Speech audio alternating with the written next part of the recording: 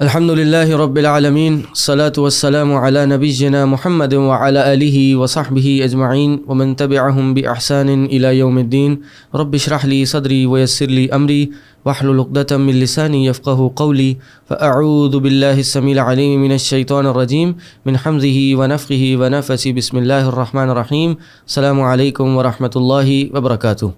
ایک بار پھر آپ سب کو خوش آمدید۔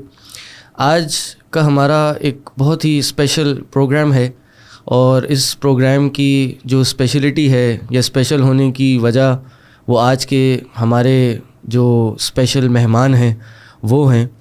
اور آج جو ہمارے مہمان ہیں یہ کسی تعارف کے محتاج نہیں ہیں۔ پاکستان کے کبار علماء مشائخ میں ہمارے آج کے جو مہمان ہیں، شیخ ہیں، ان میں ان کا شمار ہوتا ہے۔ اور آج میں اس اسٹوڈیو میں بڑی اس سعادت والی بات سمجھتا ہوں کہ اللہ نے ہمیں اس اسٹوڈیو میں آج کے ہمارے مہمان کا ساتھ نصیب فرمایا، اور وہ ہیں ہمارے شیخ فضیلت الشیخ علامہ حافظ مسعود عالم حفظک اللہ بارک اللہ فیکم۔ آج شیخ سے ہم کچھ شیخ کی زندگی کے بارے میں، شیخ کی تعلیمی سفر کے بارے میں، اور کچھ شیخ سے نصیحتیں جس کے ہم ہر وقت محتاج ہوتے ہیں وہ شیخ سے انشاءاللہ ہم لیں گے اور شیخ سے مستفید ہوں گے۔ شیخ کے ساتھ ساتھ میرے ساتھ اسٹوڈیو میں شیخ کے خاص شاگرد ہمارے شیخ، ہمارے بڑے بھائی شیخ سرور الہی حفظک اللہ موجود ہیں۔ یہ بھی انشاءاللہ آج کے اس موضوع میں کچھ نہ کچھ ہمارا ساتھ دیں گے تو بلا تاخیر شیخ آپ سے بس آج الفاظ مشکل سے ہی شاید نکلیں، تو آپ اپنے بارے میں کچھ بتائیے۔ کب، کس سن میں آپ نے تعلیمی سفر شروع کیا، کہاں سے کیا، آپ کے اساتذہ میں کن کا شمار ہے؟ اور اس کا مقصد صرف یہی ہے کہ لوگوں کو ہمارے اسلاف، ہمارے بر صغیر کے علماء کے بارے میں کچھ ان کی تاریخ کے بارے میں پتہ چلے، پھر کس طرح آپ نے اس علم کے سفر کو شروع کیا، تاکہ جو آنے والے طلبہ علم ہیں یا لوگ اس بات کو، آج کی اس بیٹھک کو سننے والے ہیں، ان کی بھی کچھ حوصلہ افزائی ہو، موٹیویشن ہو کہ علماء نے اس طرح علم حاصل کیا اور اپنے سفر کا آغاز کیا۔ بسم اللہ الرحمن الرحیم، الحمد للہ رب العالمین، والصلاة والسلام علی سید المرسلین وخاتم النبیین ورحمۃ للعالمین وحجۃ اللہ علی الخلق اجمعین، نبینا محمد وعلی آلہ وصحبہ اجمعین، اما بعد۔ میں اس بروج انسٹیٹیوٹ کے اسٹوڈیو میں اپنے آپ کو موجود پا کر انتہائی خوشی محسوس کر رہا ہوں۔ آپ حضرات کی یہ تکریم اور یہ احترام، یہ محبت اور یہ خلوص بہت ہی قابل قدر اور لائق تحسین ہے۔ میں ذاتی طور پر حقیقت ہے کہ یہ سمجھتا ہوں، اور یہ کوئی کسر نفسی نہیں ہے بلکہ یہ اظہار حقیقت ہے کہ نہ تو کو میں بڑا عالم ہوں اور نہ بڑا شیخ ہوں، ایک ادنا طالب علم ہوں، اور اہل علم اور جو ہمارے علماء و مشائخ ہیں ان کے خادموں میں سے ایک خادم ہوں۔ اللہ رب العزت کا یہ بہت بڑا احسان ہے کہ اللہ رب العزت نے ایک دینی گھرانے میں مجھے پیدا فرمایا۔ والد گرامی ایک عالم دین تھے، اور اللہ رب العزت نے انہیں دین کے علم کے ساتھ زہد و تقوی اور ورع و صلاح کے ساتھ بھی نوازا تھا، اور ان کی یہ کوشش تھی اور ان کی یہ خواہش تھی کہ اللہ رب العزت ان کی اولاد میں کوئی دین کا خادم، دین کا عالم، دین کا داعی پیدا کرے۔ تو اللہ کا کرنا کہ شادی کے بعد ان کی اولاد نہیں تھی، تو دعائیں کر کر کے انہوں نے اللہ رب العزت سے اولاد حاصل کی، اور میں ان کی پہلی اولاد تھی۔ ہماری والدہ بھی بڑی صالحہ اور بڑی عابدہ خاتون تھی. تو والد صاحب رحمۃ اللہ علیہ بتایا کرتے تھے کہ ہم دونوں تہجد کے وقت اللہ سے مانگا کرتے تھے کہ یا اللہ ہمیں نیک اولاد عطا فرما. اور ایک وقت ایسا ہوا کہ ہماری جماعت کے بہت ہی اللہ والے بزرگ تھے, اہل اللہ میں سے تھے, کبار اہل اللہ میں سے تھے, حضرت میاں محمد باقر صاحب رحمۃ اللہ علیہ. پنجاب میں ان کا بڑا کردار ہے اور بہت لوگ ان سے مستفید ہوئے, علمی طور پر بھی اور ایمانی اور روحانی طور پر بھی. اور وہ والد صاحب کے معلم بھی تھے اور مربی بھی تھے, پہلے لوگوں میں سے تھے جنہوں نے والد صاحب کو دین کی طرف راغب کیا اور دین کے علم کے اوپر لگایا. تو وہ ہمارے گھر میں مہمان تھے. تو والد صاحب رحمۃ اللہ علیہ فرماتے ہیں کہ وہ ہمارے گھر میں مہمان تھے اور ہماری اولاد نہیں تھی. تو ہم نے ان سے کہا کہ ہمارے لیے دعا کریں. انہوں نے دونوں کو بلا لیا, ہماری والدہ کو بھی اور ہمارے والد کو بھی, اور خود بھی وہ شامل ہو گئے. انہوں نے اللہ سے دعا کی. اس دعا کے نتیجے میں اللہ رب العزت نے ان کو پھر میں دیا. اور جب میری ولادت ہوئی تو ننیال میں ولادت ہوئی تھی, اور ہمارا ننیال بھی دینی خاندان تھا. وہاں ہمارے ماموں بھی عالم دین تھے, اور ہمارے نانا بہت قیام پاکستان سے پہلے انہوں نے حج کیا تھا, اور دین کے علم کا ان کو شوق تھا. وہ علماء کو اپنے پاس ٹھہرا کر ان سے دین کا علم حاصل کیا کرتے. تو ایک دینی پس منظر تھا ہمارے خاندان کا. شیخ یہ علاقہ کون سا تھا, زمانہ کون سا تھا؟ یہ میری پیدائش جو ہے 1954 کی ہے, اور میری پیدائش خانیوال کا جو اب ضلع ہے اس کا ایک مضافاتی گاؤں تھا, وہاں پیدا ہوا میں اپنے ننیال میں. اور والد صاحب کا قیام جو تھا وہ شرقپور میں تھا. شرقپور جو ہے یہ لاہور کے قریب جو راستہ لاہور سے جڑاں والے جاتا ہے اور فیصل آباد تک پہنچتا ہے, اس راستے میں لاہور سے کوئی 32 کلومیٹر کے فاصلے پہ یہ مغرب کی طرف ہے شرقپور. اور وہ مشہور ایک گدی ہے شیر ربانی کے نام سے, وہاں ایک بڑے پیر تھے, بزرگ تھے, ان کی قبر ہے, مزار ہے, اور وہ ایک سلسلہ ہے, اور وہ ان کی ایک فیملی ہے جو بڑی, ان کے جو حلقہ ہے ان حضرات کا, اس میں بہت بڑا نام ہے ان کا اور بڑا احترام ہے.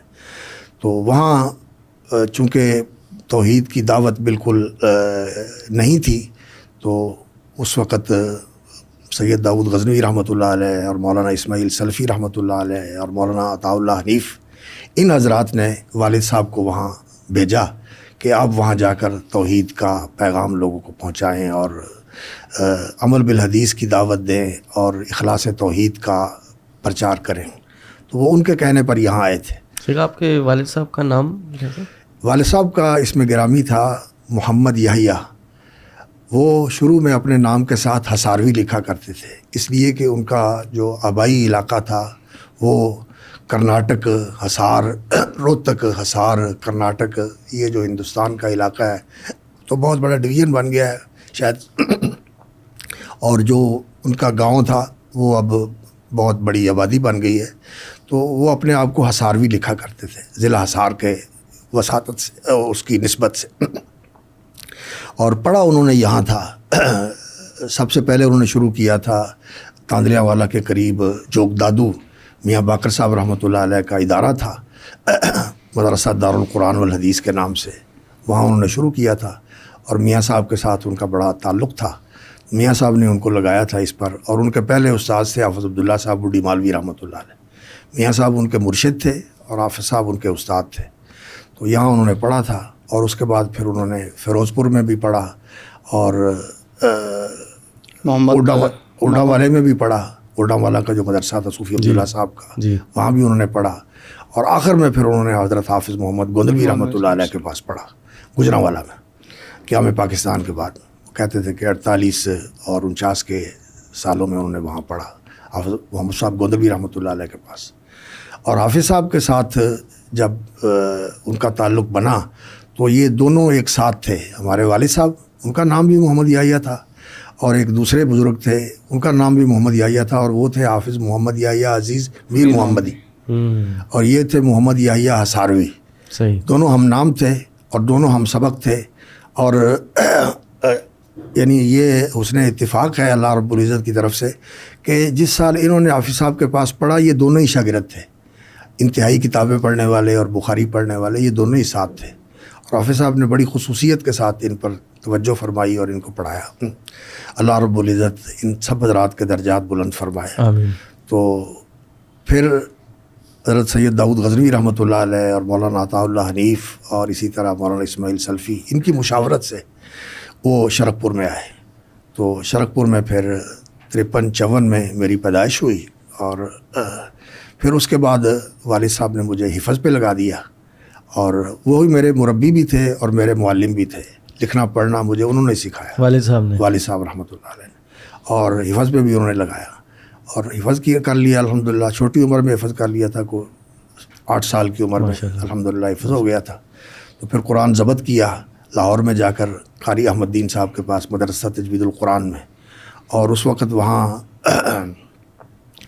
قاری محمد ادریس العاصم صاحب حافظ رحمہ اللہ وبارک فیہ، وہ بھی اس وقت تجوید پڑھ رہے تھے۔ وہ عمر میں مجھ سے کچھ بڑے تھے لیکن بڑی محبت کرتے تھے، اور والد صاحب کے ساتھ بھی ان کا بڑا تعلق تھا۔ تو وہاں قرآن کا ضبط کیا، اور پھر والد صاحب نے مجھے خود ہی پڑھانا شروع کر دیا۔ دینی تعلیم کا سلسلہ جو ہے نا والد صاحب نے شروع کروا دیا۔ قرآن پہلے حفظ کروایا، اور پھر ان کا خیال تھا کہ حدیث حفظ کرنی چاہیے، عمدۃ الاحکام حفظ کروائی، عمدۃ الاحکام ضبط کروائی، خود سبق دیتے تھے اور سنتے تھے۔ اور جب مکمل ہو گئی تو حافظ محمد یحییٰ صاحب عزیز میر محمدی رحمۃ اللہ علیہ ان کو بلایا، انہوں نے میرا امتحان بھی لیا، انہوں نے امتحان لیا۔ تو لگ بھگ اس وقت آپ کی عمر کیا تھی؟ اس وقت عمر کوئی 11-12 سال عمر ہوگی، ہاں یہی عمر ہوگی۔ اور پھر انہوں نے مجھے اسکول کا بھی ساتھ پڑھانا شروع کر دیا، لکھنا، اور پھر دینی تعلیم شروع ہو گئی۔ والد صاحب رحمۃ اللہ علیہ میرے پہلے استاد تھے، اور اسی طرح ہمارے چچا تھے مولانا محمد حسین کلیم رحمۃ اللہ علیہ، ان سے بھی میں نے پڑھا، وہ بھی میرے استادوں میں شامل ہیں۔ اور اسی طرح ایک ہمارے اور استاد ہیں مولانا عبدالجبار صاحب نبی پوری، آج کل ننکانہ میں ہوتے ہیں، وہ میرے استاد تھے۔ تو ان حضرات سے میں نے پڑھا، لیکن زیادہ اسباق میرے والد صاحب رحمۃ اللہ علیہ سے تھے، انہوں نے مجھے پڑھایا، قرآن کا ترجمہ پڑھایا، مشکات پڑھائی، اور اسی طرح جو ہے بلوغ المرام پڑھائی، اور ادب کی کتابیں پڑھائی۔ عربی زبان پر انہوں نے بڑی توجہ دی کہ یہ بڑے اہتمام کے ساتھ پڑھنی چاہیے، اس لیے کہ زبان جو ہے یہ علم کی چابی ہے، زبان آئے تو پھر علم آتا ہے۔ تو زبان پر انہوں نے کافی توجہ دی، مجھے کئی کتابیں انہوں نے خود پڑھائیں عربی ادب کی۔ اور جب میں گجرانوالے پڑھنے گیا تو دوسرے اسباق میرے جو ہے نا چھوٹی کلاسوں میں ہوتے تھے، لیکن ادب کے اسباق میرے اعلیٰ کلاسوں میں ہوتے تھے۔ وہ میں اعلیٰ کلاسوں کے ساتھ بخاری والوں کے ساتھ میں ادب کی کتابیں پڑھا کرتا تھا، کامل مبرد پڑھی، مقدمہ ابن خلدون، اور اسی طرح متنبی کا دیوان، یہ چیزیں ان کے ساتھ پڑھی۔ جو گجرانوالہ جامع محمدیہ نہیں، وہ جامعہ اسلامیہ تھا گجرانوالہ میں، چاشاہاں والا، اچھا، حافظ آباد روڈ پر ایک آبادی تھی چاشاہاں والا، وہاں جامعہ اسلامیہ تھا۔ اس کے محتمم تو تھے اس وقت حاجی ابراہیم انصاری رحمۃ اللہ علیہ، اور جو اس کے منتظم تھے، مدیر تھے، وہ تھے مولانا ابو البرکات مدراسی رحمۃ اللہ علیہ، جو آپ کے استاد ابو البرکات احمد صاحب رحمۃ اللہ علیہ، وہ ہمارے منتظم تھے اور مدیر تھے اور ناظم تھے مدرسے کے، اور شیخ الحدیث تھے حافظ محمد صاحب گوندلوی رحمۃ اللہ علیہ، وہ شیخ الحدیث تھے۔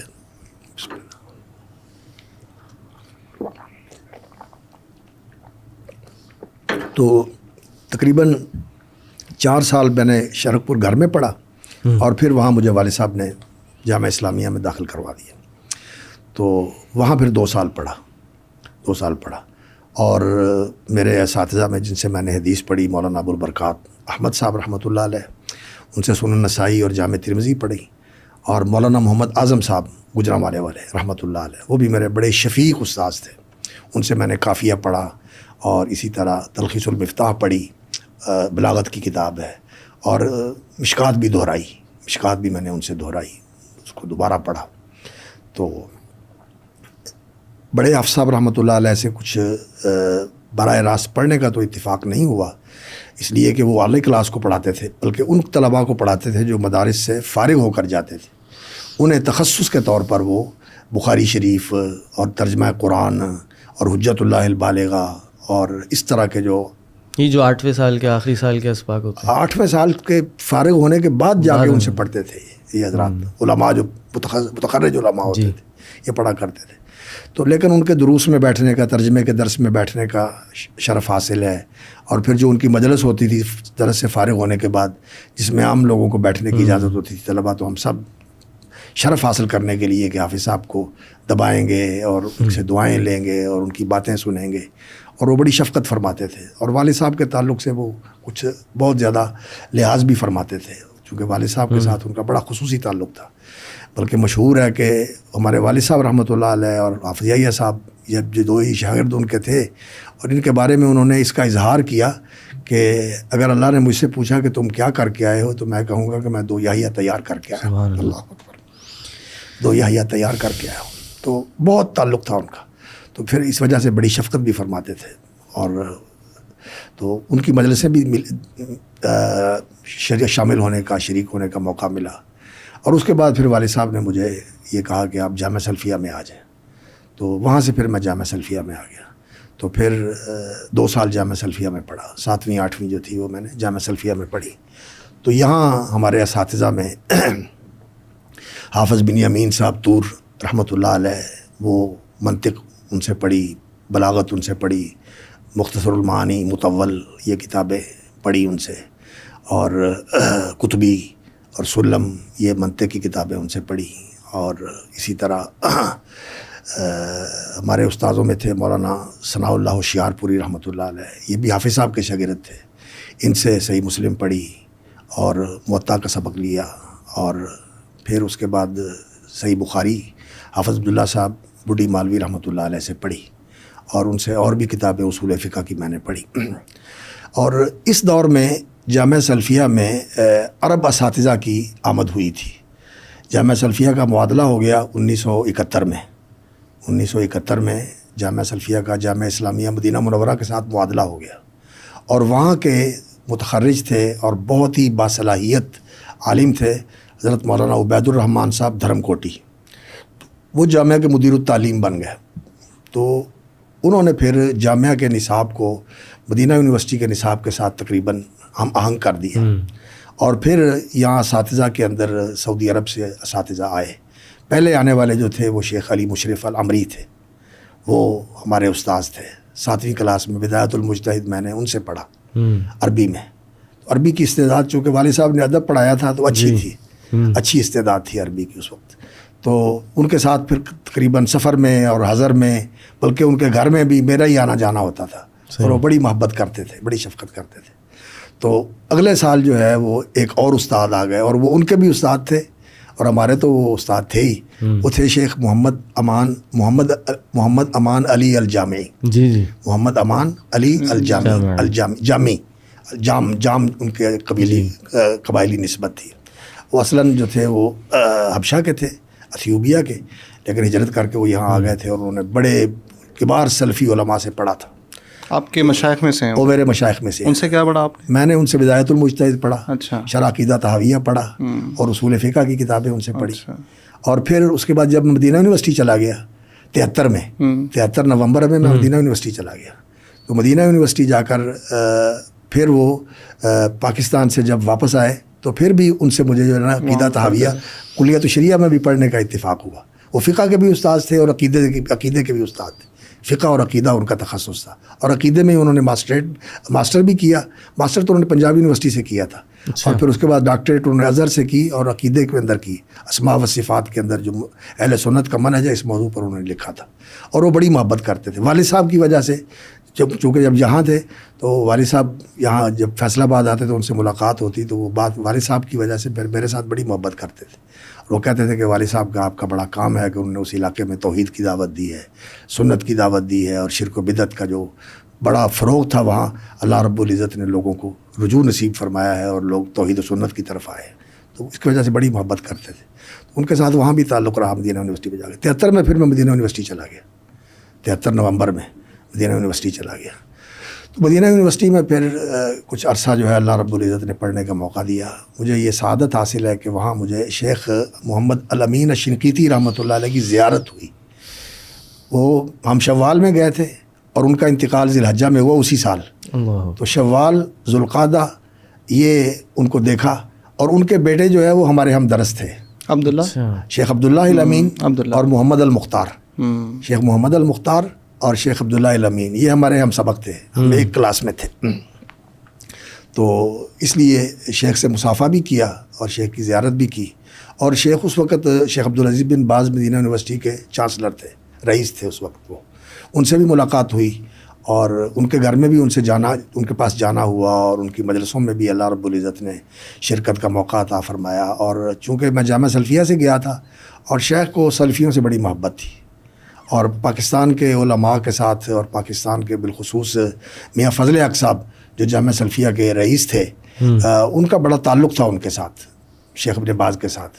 تو ہمارے بھی وہ بڑے ہی قریبی محسن تھے اور بہت زیادہ خصوصیت کا ان کے ساتھ تعلق تھا میاں صاحب کے ساتھ.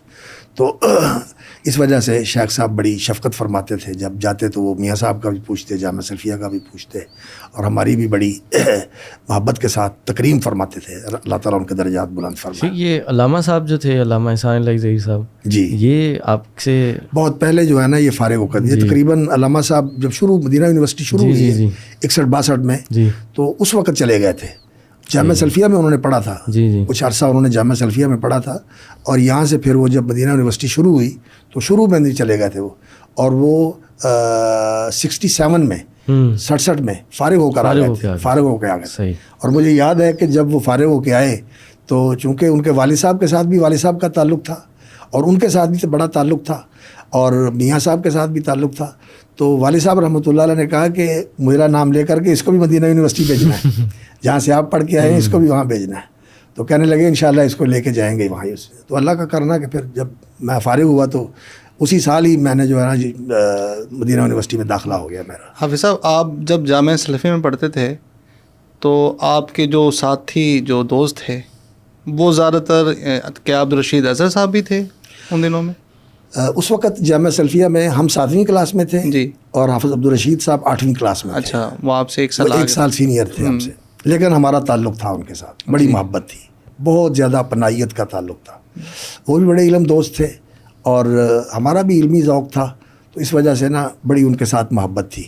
اور اس وقت جامعہ سلفیہ میں ہوا کرتے تھے جو ڈاکٹر بہاؤالدین ہیں, اصل میں ان کا محمد سلیمان اظہر نام ہے, اور انہوں نے تاریخ ختم نبوت اور اس طرح کی جو کتابیں ہیں نا ساری انہوں نے لکھی ہوئی, آج کل UK میں ہوتے ہیں. سلیمان اظہر ان کا اصل نام ہے, اور آج کل ان کا قلمی اور علمی نام جو ہے ڈاکٹر بہاؤالدین ہے. بہاؤالدین جی.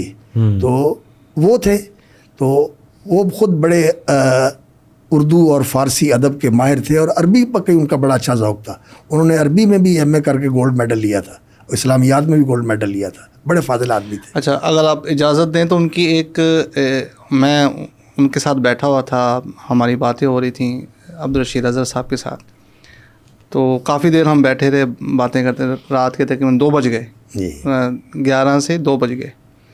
تو اس دوران آپ کی بھی کچھ باتیں کی انہوں نے. جی. تو اگر آپ اجازت دیں تو میں ایک بات بتا دوں آپ کے بارے میں انہوں نے کیا کہا. اچھے الفاظ آپ کے بارے میں انہوں نے جو استعمال کیے. میں نے ان سے یہ پوچھا کہ اس وقت پاکستان کے سب سے بڑے عالم کون ہیں, تو انہوں نے آپ کا نام لیا. یہ ان کا حسن ظن ہے, اور اللہ رب العزت ان کے درجات بلند فرمائے. طالب علمی کے زمانے سے ان سے تعلق تھا, اور جب پھر اس کے بعد فارغ ہو کر علمی میدان میں کام کرنے کا موقع ملا, جامعہ سلفیہ میں بھی, میں بھی جامعہ سلفیہ میں مجھے بھی کام کرنے کا موقع ملا, تدریس کا بھی, انتظام کا بھی, اور وہ بھی تدریس بھی کرتے رہے, انتظام بھی کرتے رہے, اور خانگی طور پر بھی ان کے ساتھ بڑی قربت تھی والد صاحب کی وجہ سے بھی. اور ویسے بھی چونکہ خانے وال ان کا بھی علاقہ تھا, وہ بھی اسی علاقے کے تھے, اور ہمارا ننیہال بھی ادھر ہی تھا, تو اس وجہ سے ان کے ساتھ بہت قربتیں اور بہت تعلق تھا. تو یہ تو بہرحال ان کا حسن ظن ہے. میں تو سچی بات سمجھتا ہوں کہ آپ دونوں کا ذوق بھی تقریباً ایک چیز میں یکساں تھا. عربی ادب میں ان کو بھی بہت زیادہ ذوق تھا. وہ تو خیر ماشاءاللہ حافظ تھے, اللہ نے ان کو حافظہ اور ضبط کا ایسا ملکہ عطا فرمایا تھا کہ انہیں بہت کچھ یاد تھا. فارسی, اردو, عربی اشعار ہزارہا ان کو یاد تھے, اور کتابیں تقریباً مستحضر تھیں ان کو. اور قرآن مجید تو ماشاءاللہ اللہ تعالیٰ نے ان کو ایسا استحضار نصیب کیا تھا کہ جب پڑھتے تھے تو بس ایسے جیسے دریا کی روانی ہوتی ہے اس طرح پڑھتے چلے جاتے تھے. تو ان کو دیکھنے کی ضرورت نہیں ہوتی تھی, دیکھنے کی ضرورت نہیں ہوتی, مراجعہ کی ضرورت نہیں ہوتی تھی.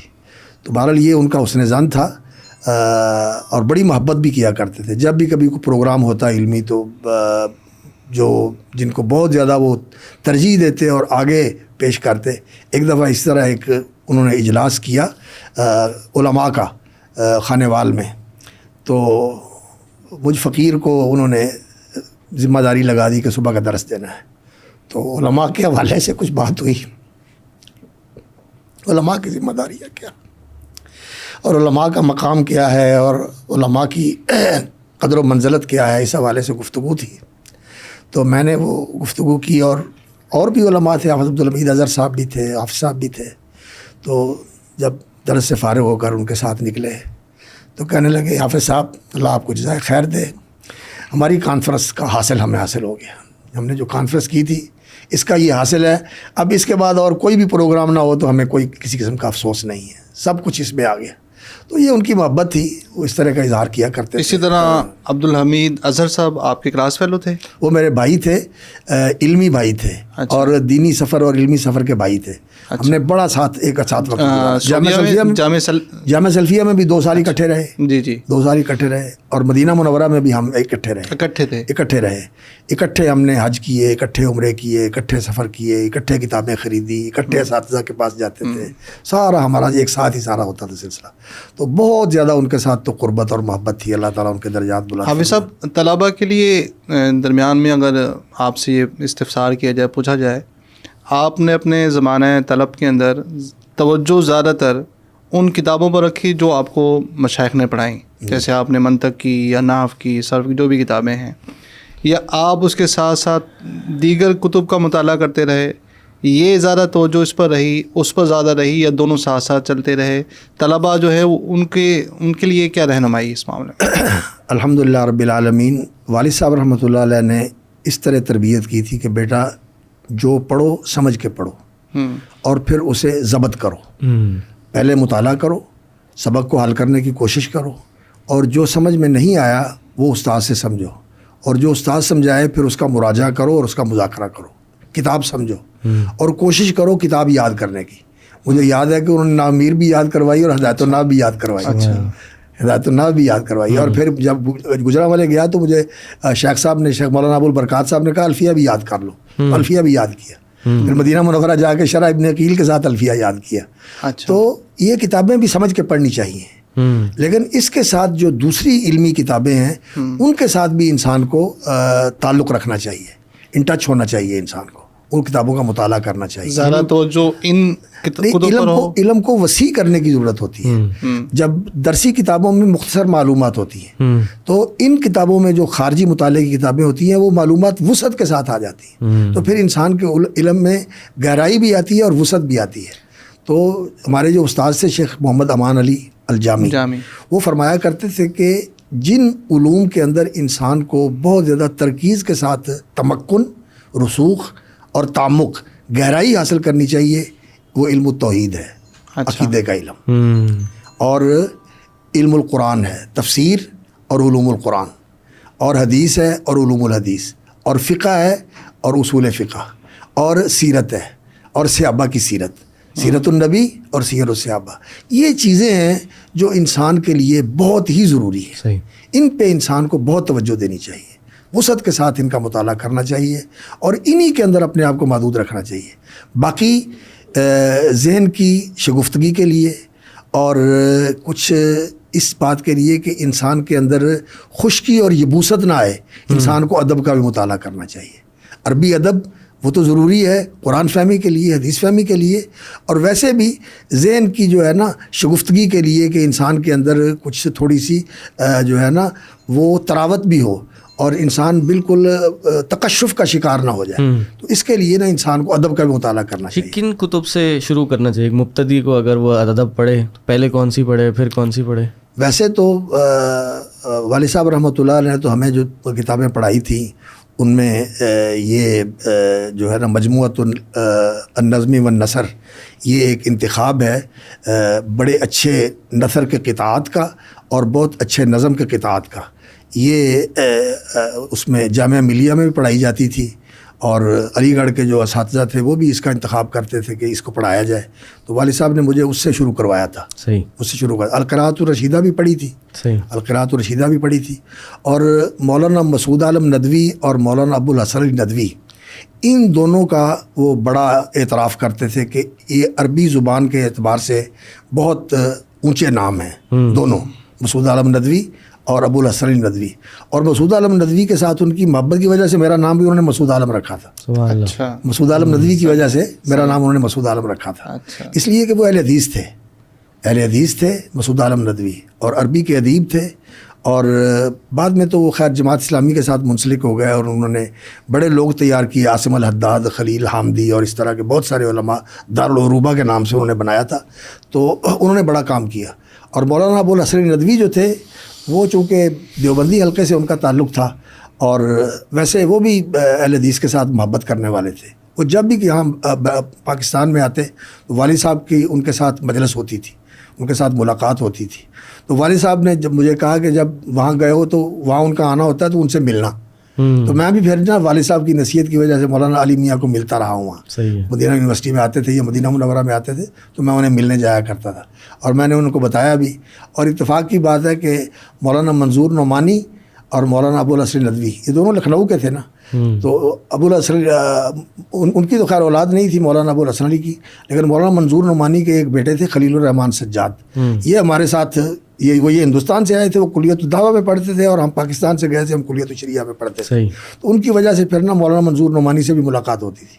تو میرے والد صاحب کا بھی یہی طریقہ رہا اور میرا بھی یہی طریقہ رہا کہ یہ جو اہل علم ہیں جو بھی آتے تھے وہاں، شیخ الحدیث زکریا صاحب یا مولانا ابو الحسن علی صاحب یا مولانا منظور نعمانی، ہم ان سے ملنے جایا کرتے تھے، ان کی زیارت کیا کرتے تھے اور ان سے ملاقات کیا کرتے تھے.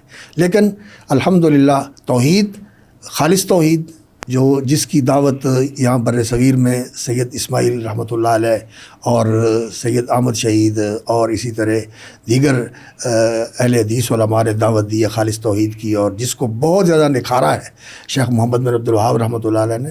والد صاحب نے ہمیں پہلے یہی کتابیں پڑھائی، کتاب التوحید بھی پڑھائی اور تقویۃ الایمان بھی پڑھائی. تقویۃ الایمان بھی پڑھائی اور تو کتاب التوحید بھی پڑھائی عقیدہ کو نکھارنے کے لیے. شیخ صاحب، یہ آپ کے جو والد صاحب تھے انہوں نے آپ پر بہت زیادہ توجہ دی، محنت کی، آپ نے ماشاءاللہ علم حاصل کیا، عربی پر بھی بہت زیادہ توجہ تھی. تو یہ آپ یہ فرمائیے گا کہ یہ ایک وسیلہ ہے علم حاصل کرنا، ان کی توجہ یا ان کی چاہت کیا تھی کہ علم کے اندر مقام پیدا کرو، یا پھر آگے اس کے ذریعے آپ نے دعوت میں ایک بڑا کام کرنا؟ بات بڑا اہم سوال ہے یہ. جی بات اصل میں یہ ہے کہ علم کے اندر رسوخ اور گہرائی اور پختگی اور راست روی، صحیح راہ پہ چلنا اور فکر کا اور عمل کا صحیح ہونا، یہ تحصیل علم کے اندر بھی ضروری ہے.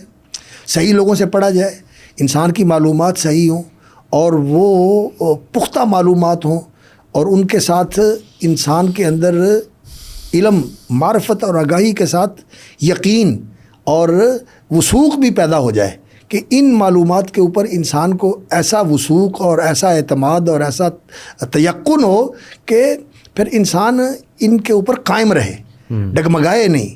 شک اور ارتیاب والی کیفیت نہیں ہونی چاہیے. علم تو اسی چیز کا نام ہے نا کہ کسی چیز کو اس طرح جان لینا کہ جس طرح وہ حقیقت میں ہے، اور پھر یہ جو آپ کی معرفت ہے اور آپ کا یہ ادراک ہے، یہ یقین آفرین ہونا چاہیے. یہ یقین آفرین ہونا چاہیے کہ اس سے آپ کے اندر یقین پیدا ہو جائے، اس کے اندر یقین پیدا ہو جائے، اور پھر اس علم کے بعد اس پر عمل کرنا اور اس کی دعوت دینا، یہ ذمہ داری ہوتی ہے. عمل کرنا علم کے بعد ہوتا ہے. علم آئے گا تو انسان عمل کرے گا. عمل اپنی ذات کے لیے ہوتا ہے، اور دعوت جو ہے یہ اس علم کی امانت ہے، یہ اس علم کا فریضہ ہے کہ اس کو آگے پہنچانا ہے اور لوگوں کو اس کی طرف بلانا ہے، اور اسے اپنے پاس نہیں رکھنا، اس کو چھپا کے نہیں رکھنا, اس کی اشاعت کرنی ہے. تو یہ دونوں چیزیں ضروری ہیں, علم کے اندر رسوخ اور پختگی پوری توجہ کے ساتھ, اور علم کے ساتھ ساتھ عمل بھی سیکھنا, تربیت حاصل کرنا. الحمدللہ گھر کا ماحول بھی ایسا تھا, اور پھر مدارس میں بھی اللہ رب العزت کی توفیق سے ایسا ہی ماحول ملا کہ اساتذہ نے توجہ دی. حضرت مولانا ابوالبرکات رحمۃ اللہ علیہ مدراسی, بہت طلباء کے اوپر ان کی نظر ہوتی تھی, اور انہوں نے ذاتی توجہ کے ساتھ طلباء کی اصلاح کرنی, اور اب کبھی کسی چیز میں سستی دیکھنی تو بہت اس پر جو ہے نا وہ توجہ فرماتے تھے اور اصلاح کرتے تھے کہ بیٹا یہ کام نہیں ہونا چاہیے, علم کا تقاضا یہ ہے. ماحول بھی ایسا ملا. اور اسی طرح حافظ عبداللہ صاحب بڈی مالوی رحمۃ اللہ علیہ, ان کی صحبت ملی, اور شیخ امان رحمۃ اللہ علیہ ان کی صحبت ملی. ان دونوں کو میں نے بہت اس بارے میں دیکھا کہ اللہ رب العزت نے, یہ باعمل لوگ تھے. حافظ عبداللہ صاحب رحمۃ اللہ علیہ کو تو ایسے دیکھا کہ وہ قرآن کی تلاوت کرتے تھے اور انہیں اپنے آپ پہ ضبط نہیں رہتا تھا, ان کی آنکھیں برس رہی ہوتی تھیں, اور پوری منزل روز تلاوت کرتے تھے. 7 دن میں قرآن ختم کرتے تھے, ہر وقت قرآن پڑھتے رہتے تھے, آتے جاتے قرآن پڑھتے رہتے تھے, اور 7 دنوں میں قرآن ختم کرتے تھے.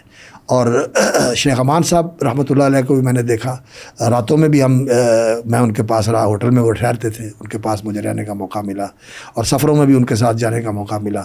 تو میں نے ان کو بہت ہی ایسا پایا, وہ تلقین کیا کرتے تھے مجھے, جس چیز کی انہوں نے وصیت کی نا, کتاب الفوائد ہے ابن قیم رحمۃ اللہ علیہ کی, تو انہوں نے مجھے کہا کہ بیٹا اس کتاب کو نا اپنے ساتھی بنا لو, اسے پڑھتے رہا کرو, کتاب الفوائد پڑھتے رہا کرو, تاکہ انسان کے اندر روحانیت پیدا ہو, انسان کے اندر ایمانی ذوق پیدا ہو. تو کتاب الفوائد کی مجھے انہوں نے تلقین کی.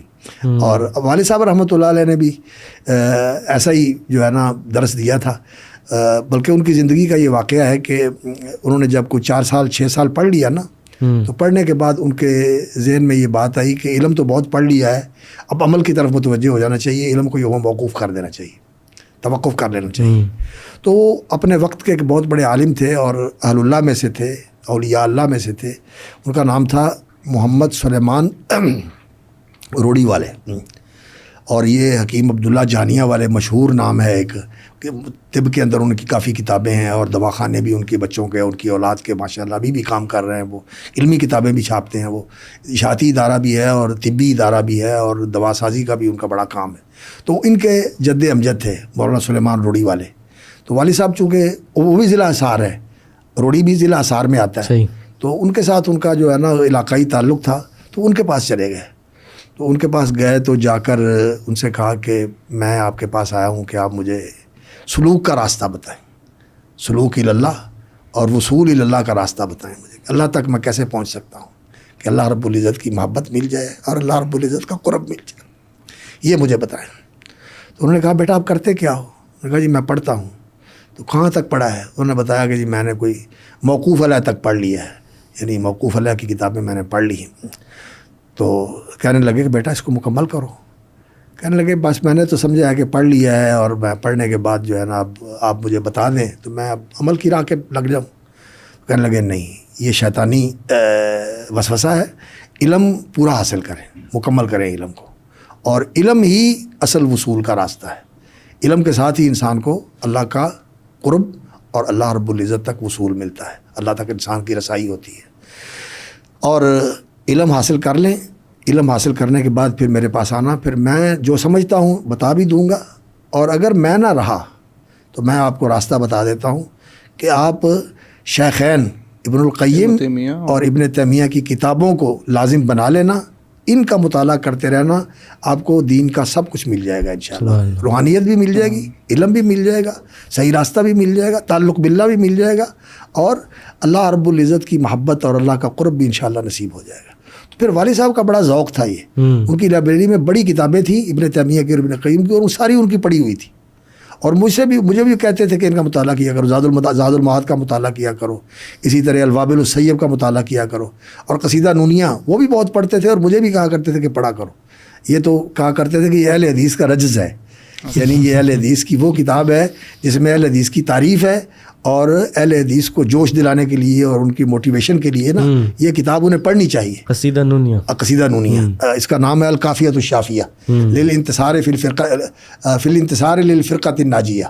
یہ فرقہ ناجیہ جو اہل حدیث ہے ان کے اوپر جو لوگوں نے الزامات لگائے ہیں اور ان کا لوگوں کو بدنام کیا ہوا ہے اور ان کے اوپر جو اتہامات ہیں ان کا دفاع کیا ہے, ان کا منہج بتایا ہے اور ان کا مقام اور مرتبہ بتایا ہے. کمال کتاب ہے.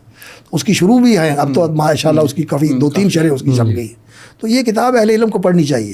والد صاحب کو بھی اس کا ساتھ بڑا تعلق تھا اور ہمارے استاد حافظ عبداللہ صاحب بڈھی مالوی رحمۃ اللہ علیہ وہ بھی اس کے حافظ تھے, وہ بھی بہت پڑھا کرتے تھے, ہمیں بھی اس کی بڑی تلقین کرتے تھے.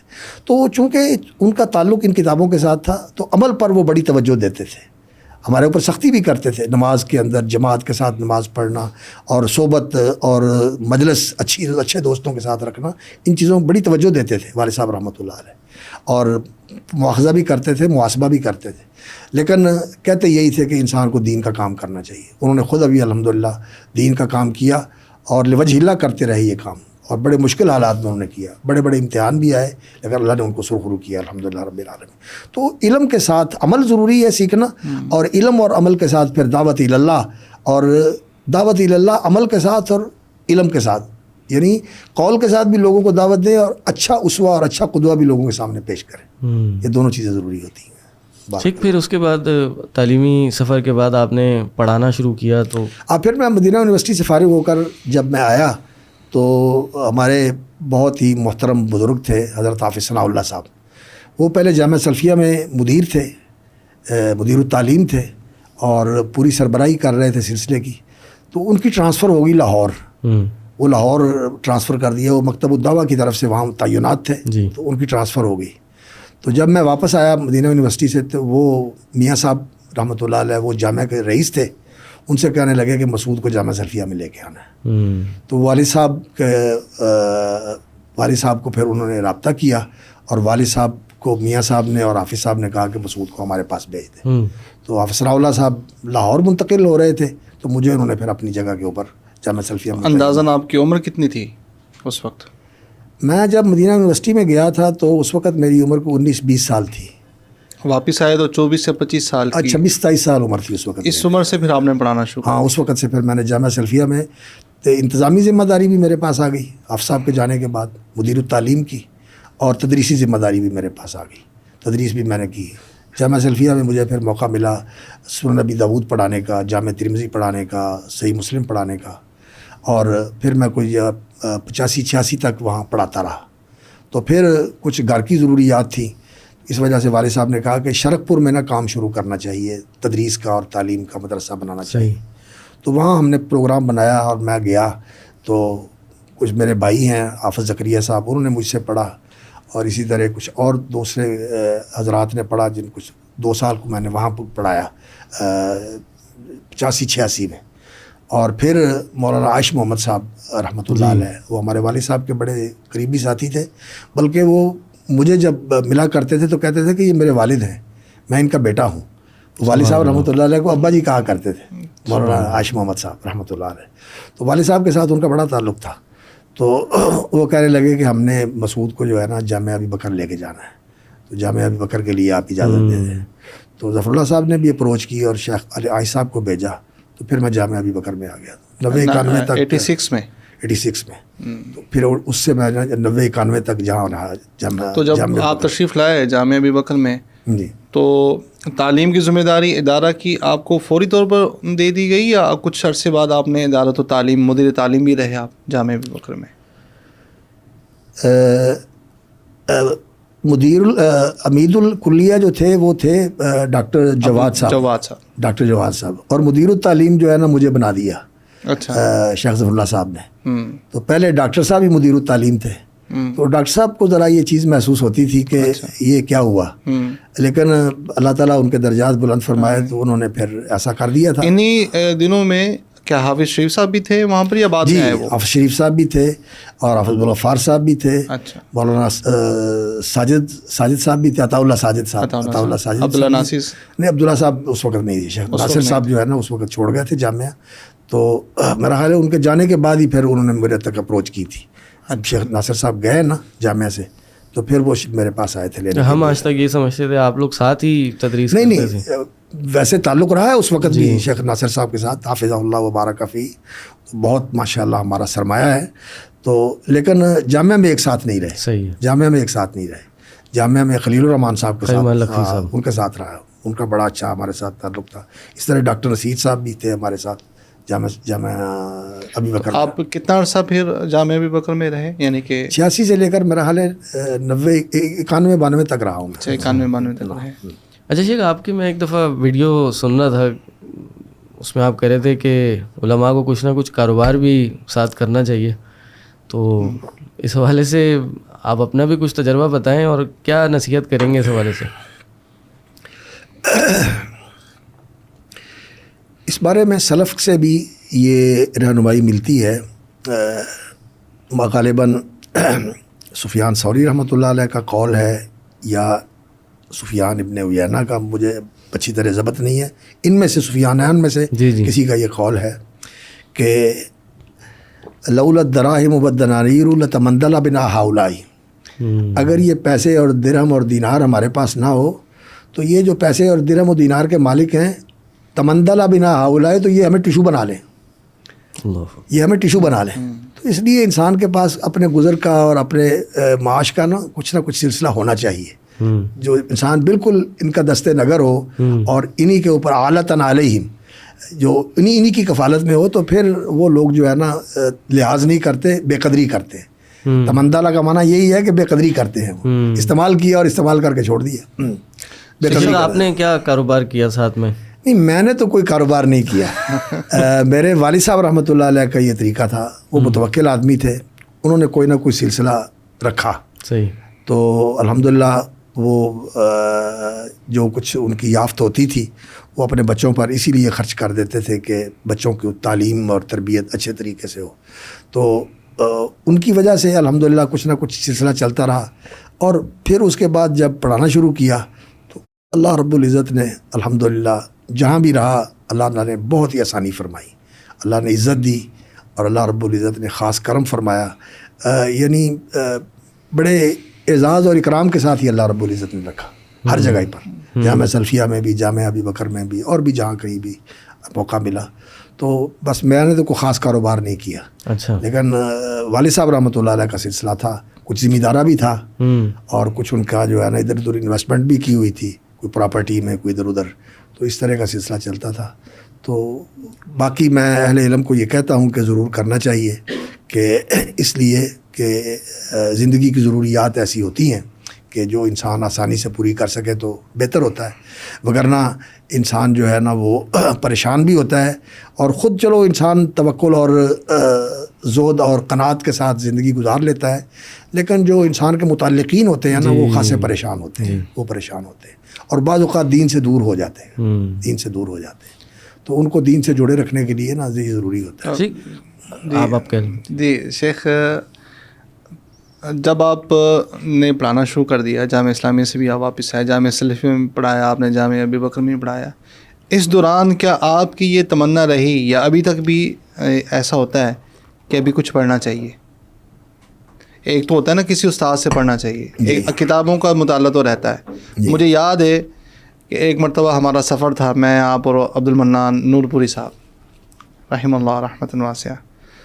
تو ان سے کچھ آپ جو ہے نا ان سے کچھ سوال کرتے رہے, کچھ پڑھتے رہے, کیا ایسا بھی سلسلہ ابھی تک ہے یا بعد میں جاری رہا؟ جی تو چاہتا ہے, اس لیے کہ جو طلب علم کی لذت ہے یہ ایک منفرد لذت ہے, اور استاد سے پڑھنے کا جو انسان کو لطف ہوتا ہے, لطف و لذت حاصل ہوتی ہے, وہ ایک جب تک انسان نے خود اس کا تجربہ نہ کیا ہو انسان دوسرا محسوس نہیں کر سکتا.